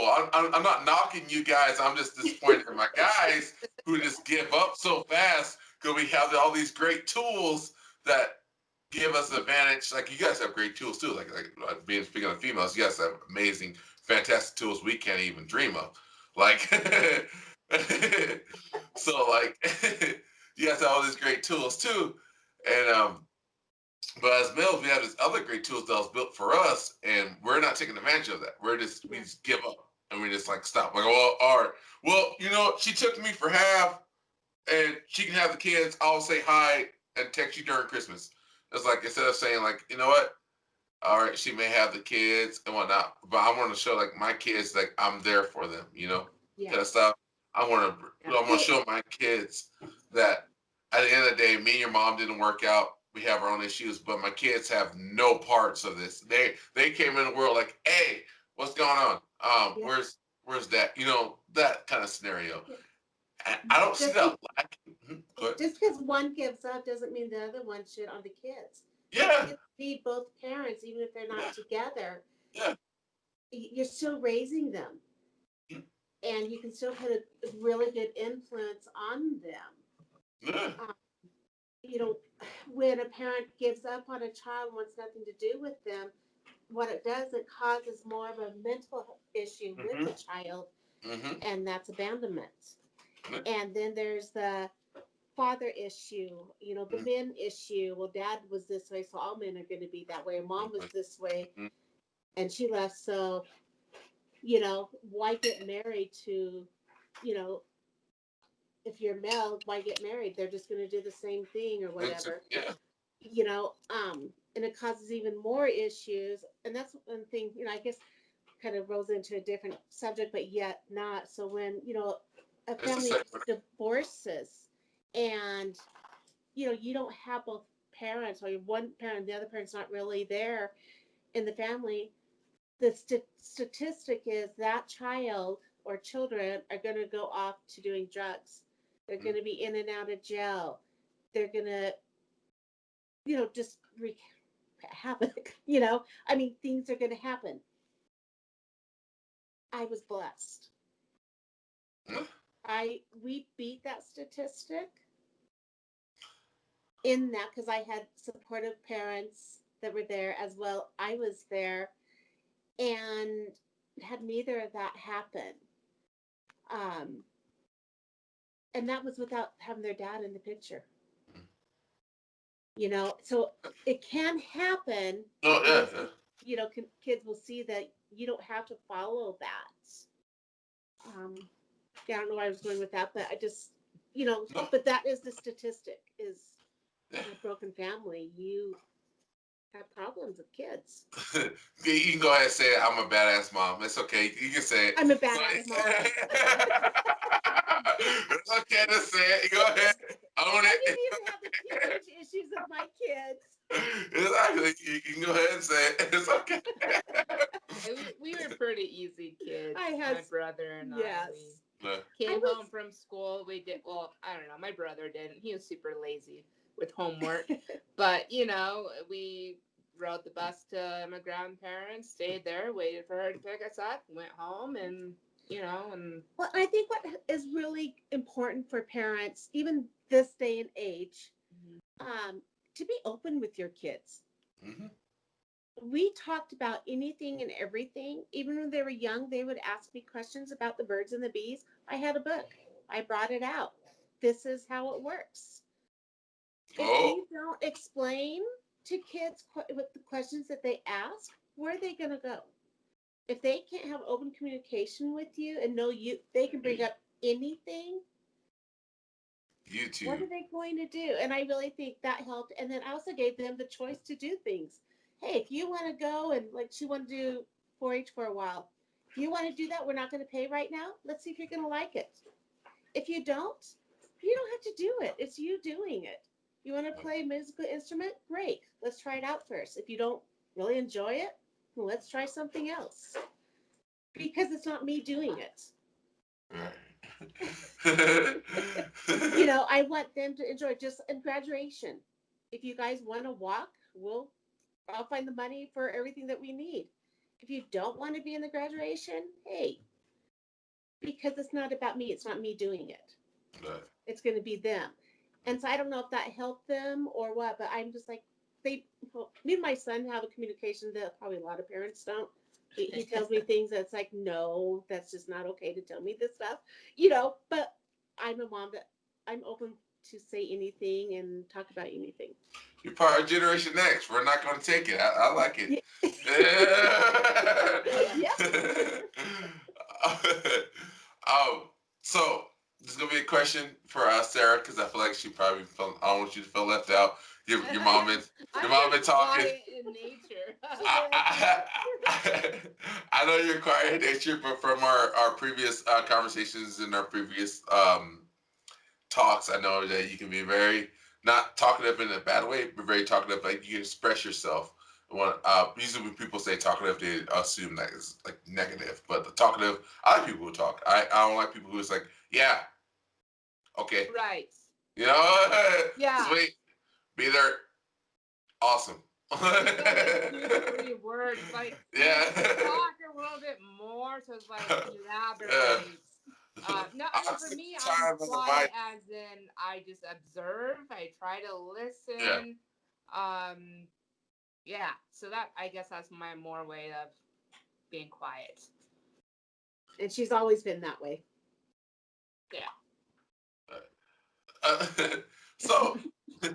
So question for you. So I know this is gonna be like a totally non sequitur, and people are like, "What the hell? This came out of the blue." So I heard that you were previously married. Oh. How was that like? For me, it was different due to the circumstances. What are the circumstances? It's unique in one kind. There's some people that watch the Dr. Phil show. Some love it, some hate it. But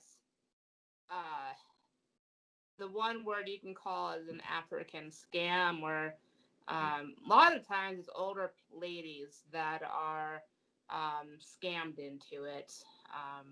Mine is different. If anybody has watched the movie The Proposal with Ryan Reynolds and Sandra Bullock, it was quite similar to that. I was only barely 18 at the time. Young, naive, stupid, all of that, and plus more probably.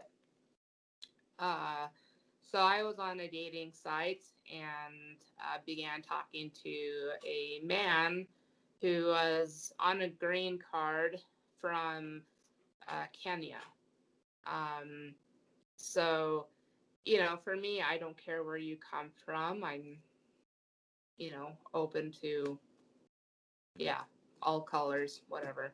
So, at the time, too, he claimed he was a few years older than I and young, dumb. I believed him. He was from down south living.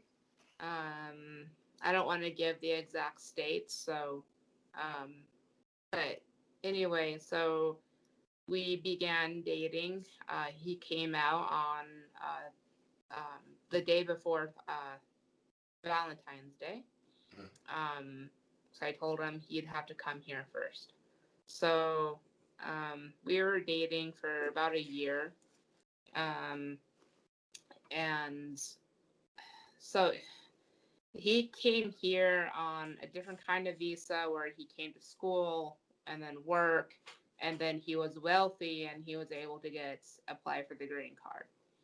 He had a best friend who was from a poor part of Kenya, and so he was not a wealthy man. Mm-hmm. So he was only here in the U.S. on a work visa. His work visa was about to expire. This is where it gets a little twisted because usually it's this person's not even real, so that's where you're being scammed. Mm-hmm. The two gentlemen were real, and the guy that was his best friend, the guy I was dating, his best friend that had the work visa, his visa was about to expire, and they had the idea to use me due to myself being an American citizen to force me into marrying his best friend.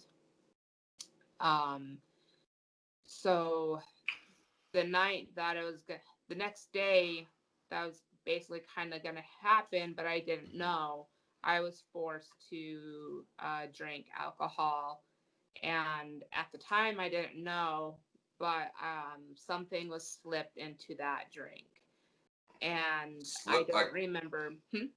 Was it like Ritalin or? I'm unsure. It was just kind of like, it was just a different experience. So I've never really been drunk per se, but it was more than being drunk, more than being high. You're in the body, but you're out of the body. You have no control of what you're saying, what you're doing, basically is how it was. So it was kind of like a fast forward. So that next day I was forced to marry the best friend. And in this particular state is an extremely strict state. Immigration, probably regardless, where you're from, you don't mess with immigration, especially if you're doing anything illegal, obviously, which was never my intentions. I was all into a relationship the right way. Right. But that's just the way I was raised, being faithful and committed and whatnot. Right. So when I was in that courthouse, it was very intimidating. So the only thing I can say I do remember is the judge, in a sense, like his eyes piercing through my soul, and then seeing these security guards. I was 18, barely 19 years old. I had no family there. Of course, they did not know. How old? Sorry, let me cut you off. How old was that guy that you were talking to? So when all of this was said and done, He was in his 40s. 40s. Yeah, What? mid. Yeah, 40s. he didn't look it, so that's Yeah. what it didn't alarm Yeah. me. Well, okay, he looks like the age that he was, so there's no reason for me to question it. Right. The job he said he had checked out, and so that I was able to know. Um, there was other things in the relationship when I would travel to see him that began not adding up. So I would try to investigate, which is horrible to say. You shouldn't have to do that with the person you're with. But I was Right. left in his apartment by myself for nearly 10 hours, when I'm flying out of a different state to visit who I'm with. So yeah, I had nothing else better to do but to investigate, but he hid things so well I couldn't find anything. We visited the man, his best friend, uh, pretty much every night. So he kind of got to know me. Long story short, so towards in the courthouse, I was forced to marry his best friend. Of course, my mother was not there because she did not know. Um, and while the marriage part was going on, so kind of like the movie and the proposal, you hear about those um, interviews where they ask you specific questions about the person you're with and that you should know if you're, if it's a truthful marriage. Obviously, in that marriage, it was a fraud. So, Ryan Reynolds in the movie, was told about, the 5+ years in federal prison and an outstanding bond. It's been a while since I watched it, but um, so of course, this is Hollywood, so it's a little different. Um, in reality, when you're dealing with immigration, for me, and for instance, I had to write a letter and had to explain to immigration what happened and just prayed to God. That was my standing point, as if there's a God to show me, because if not, my butt is going to end up in federal state prison for 5 some years. So during that time, I remember listening to nothing but just Christian music, nothing secular, nothing. Um, I had an escape route where if immigration was to deny my letter, to commit suicide. Um, so I finally got the letter back from immigration, and I couldn't even open that letter up. By this time, my mother knew what was going on, and I remember needing her to open that up. It's kind of like an out of body experience where you just you leave your body because you're so scared. You just don't know what you're feeling. I don't know if that makes sense to anybody, but I remember being scared shitless, say the least. Um, that's not very elegant to say, so sorry. You're fine. You're fine. So, Be natural. That's fine. some of this is kind of like a cobweb in the back of my brain. It's not technically a subject I like to talk about. Even though Right. this has happened over 10 years ago, you still have that little pit of fear in you. Yes. Yes. So it's hard, but um, when she found out, I was just talking to the gentleman I was forced to marry. She walked in my room and said, I look like white as a ghost. What's going on? Fast forwarding, I told her, saw a lawyer. He said, stop all contact, file for an annulment. Had the annulment hearing that got denied due to the amount of time the marriage went on. Even though there was no marriage, I never saw him. Um, that day we got married was the last day I saw anybody.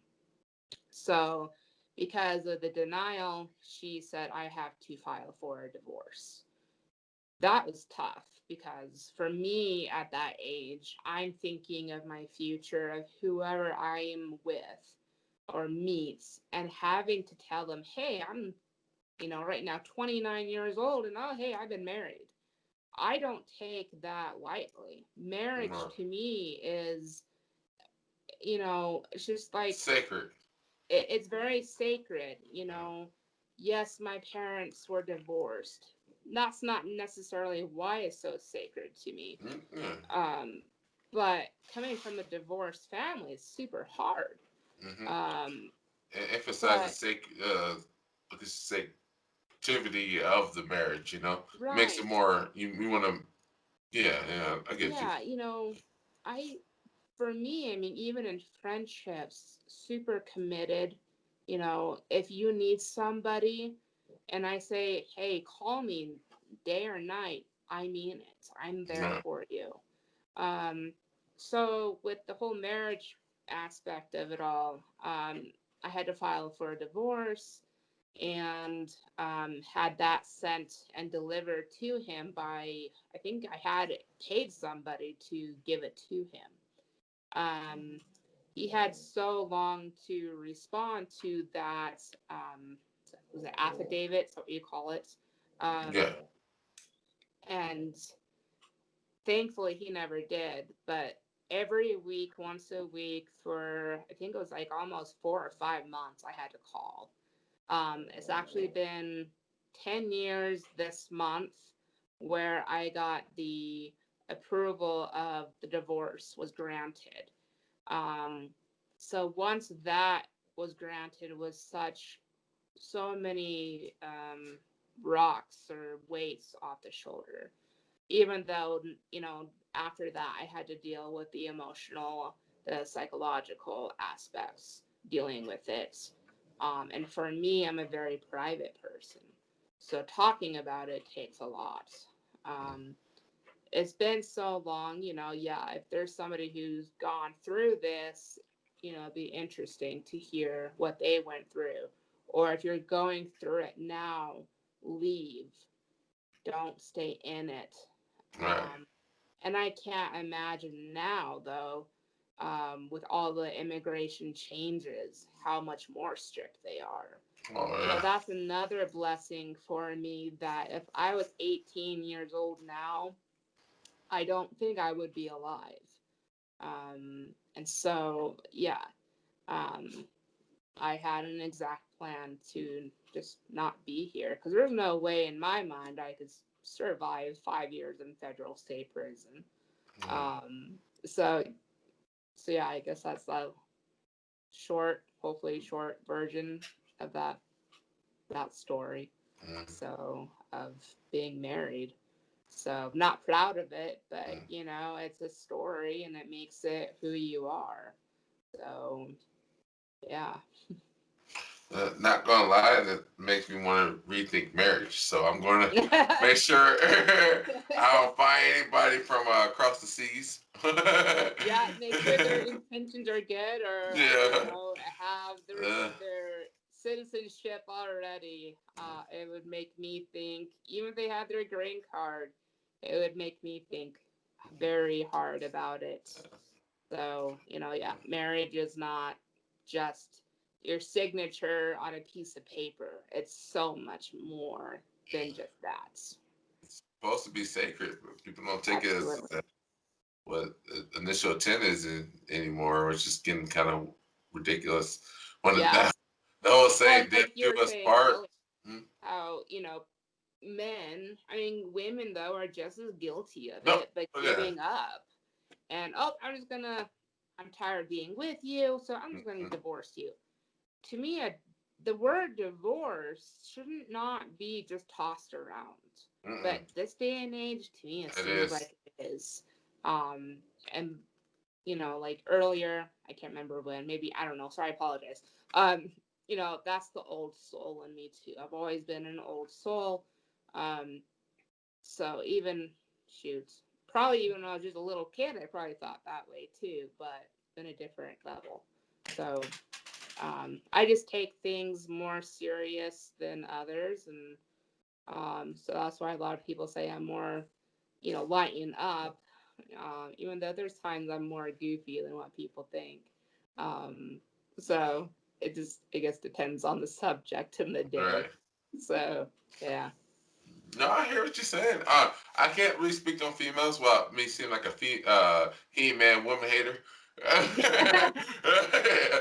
Little rascals and whatnot. Um, But hey, there are good men out there. And there are, there so are. sad those Yeah. good men don't get the recognition. Like my brother, he had his first marriage and it was not a good marriage on a different situation. Mm-hmm, Um, he fought for his marriage in a different way. mm-hmm, Um, but now who he's with, he loves. He has raised this little girl from the mother since she was about a year old.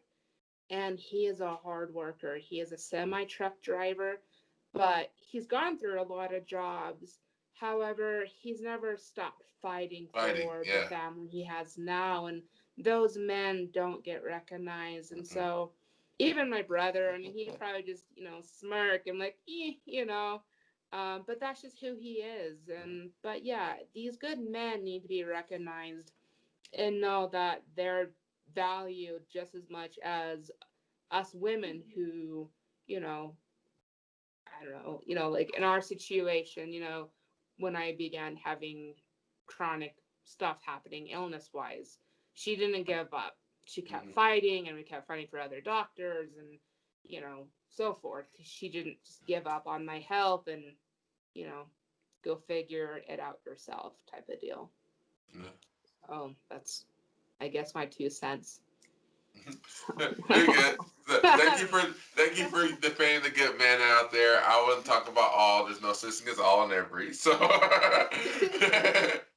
because there's one thing that's often and all and every goes away. So Yeah. what I meant by that is just like there's countless reasons why. It's not like a congruent reason why that most men are feeling this way. I get it. I know the reasons why. I have to go to bed here soon because it's You say 12, it about 11.